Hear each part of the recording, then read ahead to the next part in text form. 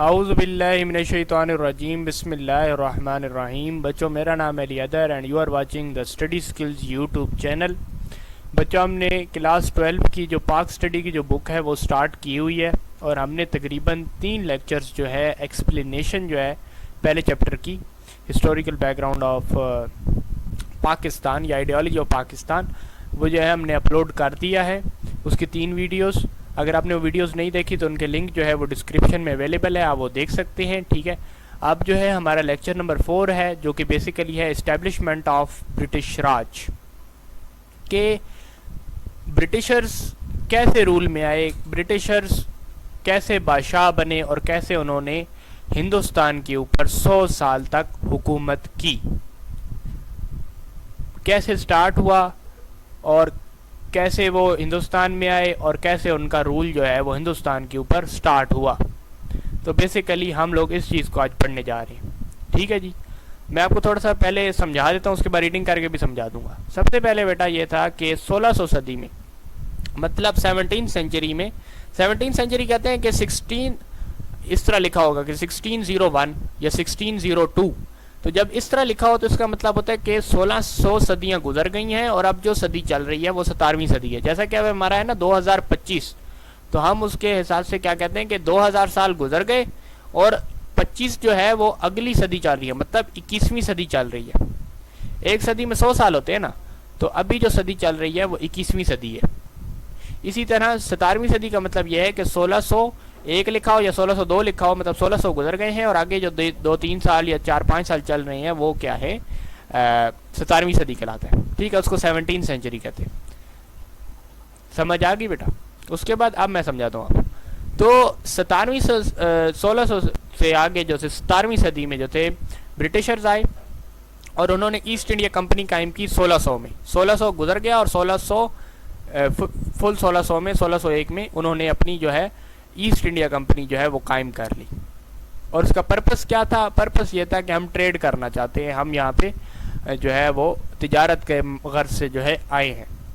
لیکن آہستہ آہستہ کیونکہ انہیں پتہ چلا کہ ہندو اور مسلمان تو ایک دوسرے کے دشمن ہیں, ایک دوسرے پہ حملے کرتے رہتے ہیں, تو انہوں نے ان کی دشمنی کا اور فائدہ اٹھایا اور آہستہ آہستہ جو تھے وہ ہندوستان کے کچھ علاقے جو ہے فتح کرتے چلے گئے. ایسٹ انڈیا کمپنی جو ہے تو تجارت کی غرض سے آئے تھے, لیکن انہوں نے دیکھا کہ ہندو اور مسلمان تو آپس میں دستوں گریباں ہیں, ہر وقت لڑتے رہتے ہیں, تو ان کو توڑنا بھی آسان ہے اور ان کے اوپر آہستہ آہستہ جو ہے ہم حکومت قائم کرتے جائیں گے. تو انہوں نے آہستہ آہستہ جو ہے علاقے جو ہے ہندوستان کے وہ فتح کرنے شروع کر دیے. ٹھیک ہے, اور ایٹ دا اینڈ جب مسلمان اور ہندوؤں کو یہ فیل ہوا کہ یار یہ تو برٹشرز جو ہے آہستہ آہستہ ہندوستان سارا فتح کر جائیں گے تو فائدہ ہی نہیں, یہ تو سارا سارا ہندوستان فتح کر جائیں گے, اس طرح تو پھر ہم غلام بن جائیں گے.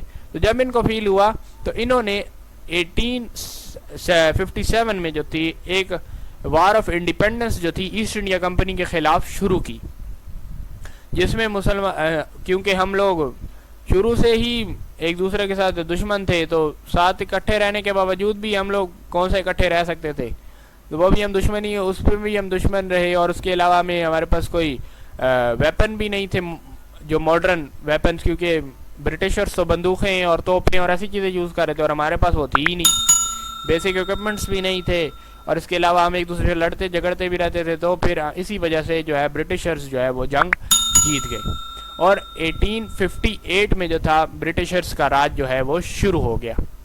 اس کے بعد جو برطانوی حکومت تھی اس کا جو ہے راج جو ہے وہ شروع ہو گیا یونائٹڈ انڈیا کے اوپر.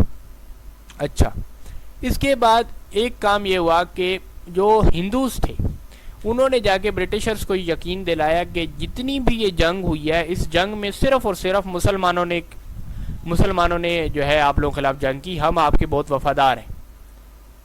ٹھیک ہے, کہ مسلمانوں نے آپ کے خلاف جنگ کی, ہم آپ کے بہت زیادہ وفادار ہیں, اور جتنا بھی یہ قصور ہے اس جنگ کا یا جتنا بھی آپ کو نقصان ہوا یہ تمام اس کے ذمہ دار صرف اور صرف مسلمان ہیں.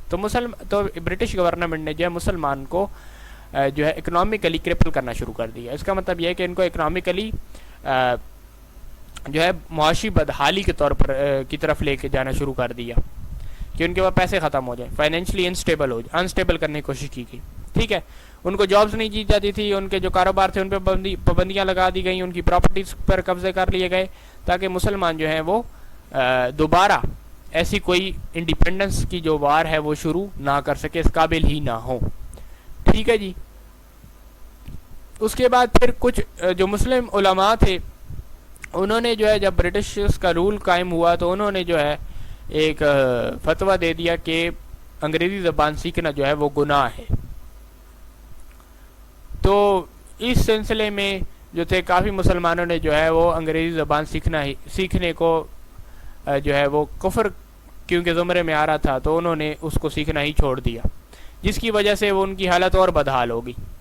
مطلب اگر انگریزی زبان سیکھ لیتے تو کم از کم وہ جو تھے کوئی جاب حاصل کر سکتے تھے, کچھ جابز حاصل کر سکتے تھے, لیکن وہ کیونکہ انہوں نے ماڈرن ایجوکیشن سسٹم جو تھا انگلش والا, اس کو انگلش لینگویج سیکھی نہیں تو اس سے ماڈرن ایجوکیشن سسٹم بھی نہیں سیکھ سکے, تو اس وجہ سے جو ہے وہ اور ان کی حالات جو ہے خراب ہو گئی. اس کے بعد تحریک ہجرت بھی شروع ہوئی تھی. اس تحریک میں بھی یہ تھا کہ برٹشرز کے جو جھنڈے کے نیچے ہے مسلمانوں کو رہنا جو ہے وہ غلط ہے, اور کچھ جو علماء اسلام تھے انہوں نے جو ہے فتویٰ دے دیا کہ جو ہے برٹشرز کے انڈر رہنا جو ہے وہ کفر ہے اور آپ لوگ جو ہے ہجرت کر جائیں.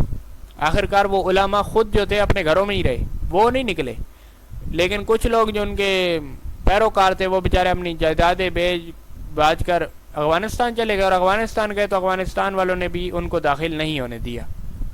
تو جب وہ بیچارے پھر واپس آئے تو واپس آ رہے تھے تو برٹشرز آگے کھڑے تھے, انہوں نے کہا بھی اب ادھر نہیں آنا, اب ادھر ہی جاؤ. تو وہ بیچارے ان کی جو تھی وہ ڈیتھ ہو گئی وہاں پر, اور وہ ان کے ساتھ ایک کنسیکوینس پیش آ گیا, ایک مسئلہ پیش آ گیا. ٹھیک ہے. تو کچھ علماء کا بھی کردار تھا ہمیں, مطلب کچھ برطانیہ نے ہمیں فائنینشلی انسٹیبل کر دیا, اور کچھ یہ جو علماء بنے پھرتے ہیں انہوں نے بھی ہمیں جو ہے وہ پٹھے رستے پر لگا دیا. تو اس وجہ سے جو ہے ہماری جو ہے بہت سارے مسائل جو ہے ہمیں برداشت کرنے پڑے in early stages of British Raj. تو اب تھوڑا سا میں ریڈنگ کر کے اب سمجھا دیتا ہوں, وہی چیزیں ہیں لیکن ریڈنگ کر کے سمجھا دیتا ہوں. British came to the subcontinent at the beginning of the 17th century for the purpose of trade. یہ میں آپ کو بتا چکا ہوں کہ 17ویں صدی میں جو ہے وہ آئے تھے, کیا پرپز تھا؟ ٹریڈ کرنے, تجارت کرنے. however by taking advantages of disunity among the Indians, کہ مسلمان اور ہندو جو آپس میں جھگڑا کرتے رہتے ہیں, ڈس یونٹی ہے, یونائٹ نہیں رہتے.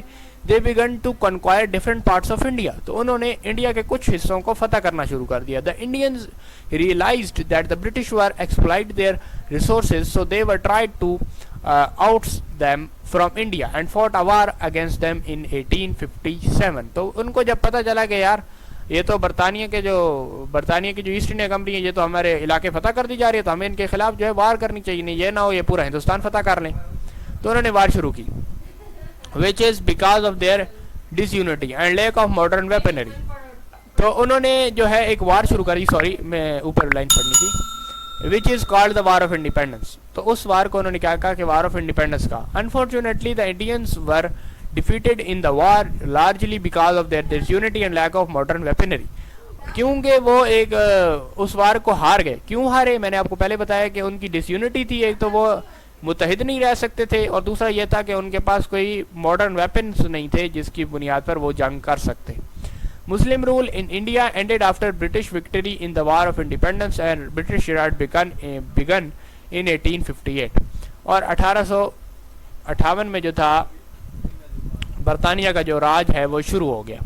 Although the War of Independence was fought by the all communities of India, کیونکہ تمام کمیونٹیز شامل تھیں War of Independence میں, but the British held Muslim responsible for this war.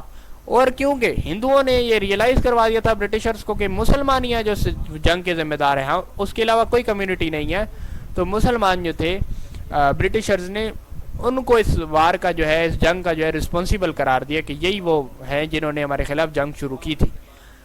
They caused the Muslims of investigating the other communities to initiate war against them.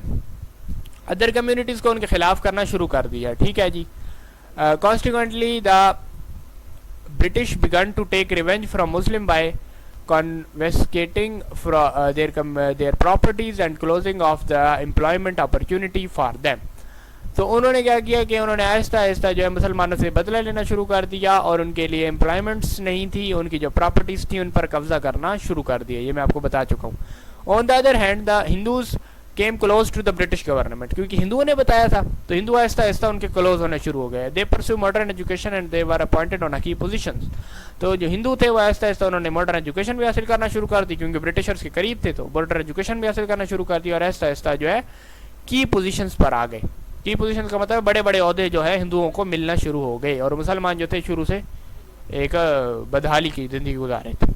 This was the time when the feeling of self-determination intensely emerged among the Muslims and they became increasingly conscious of their rights.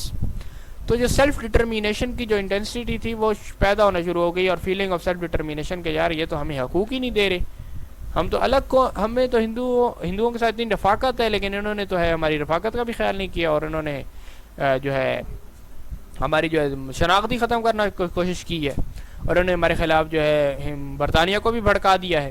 تو شروع سے جو ہے ہم لوگوں کو یہ feeling آنا شروع ہو گئی کہ نہیں ہمیں جو ہے الگ وطن حاصل کرنا چاہیے اور برٹشرز سے بھی نہ صرف ہم نے آزادی لینی ہے بلکہ ہندوؤں کے بھی سے بھی ہمیں آزادی لینی چاہیے اور ہمیں ایک علیحدہ وطن جو ہے قائم کرنا چاہیے.